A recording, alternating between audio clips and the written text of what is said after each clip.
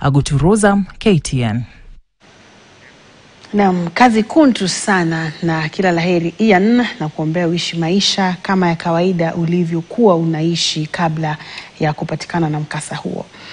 Licha ya kuibuliwa maswali mengi kuhusu wazi wa mradi wa ufadhili wa Nyota, serikali imeendeleza mipango ya uthibitishaji nchi nzima na kusisitiza dhamira yake ya kuwawezesha vijana kupitia mpango huo.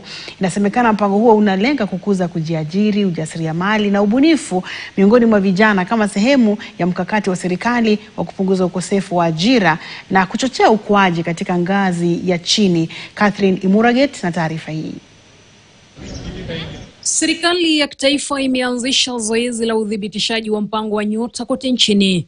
Mpango huo ukilenga kuwawezesha zaidi ya vijana 820,000 walio katika mazingira magumu.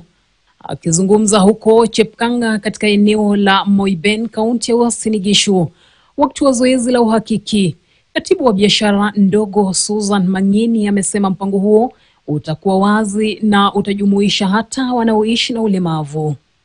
We decided to use the digital platform, the telephone number, leveraging on the spread that we have across the country, because at least most of our young people have got phones.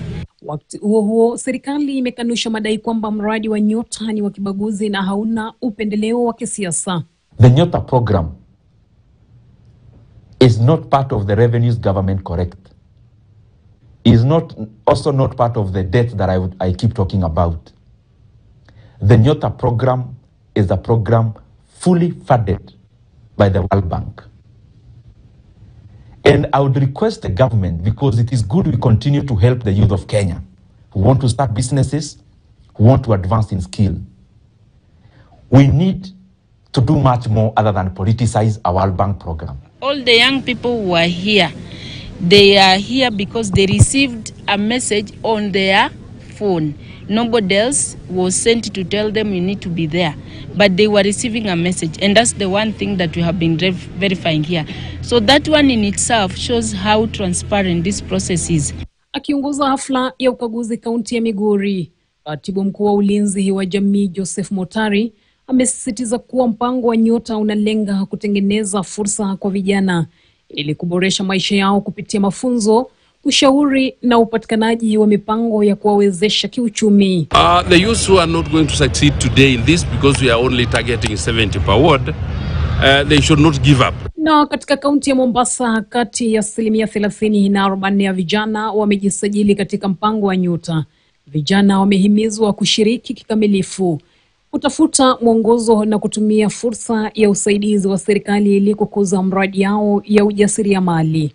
The Nyota project has different components. This is one of the components where each successful applicant will receive a grant of 50,000 Kenya shillings, and this grant will be given to 100,000 successful Kenyans around the country.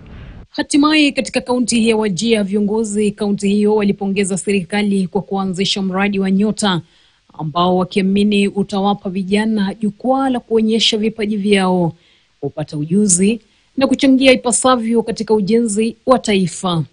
We thank the current government for remembering each and every part, every ward, every constituency, and taking Wajir along with the rest of the country to ensure that the youths benefit from the Nyota program.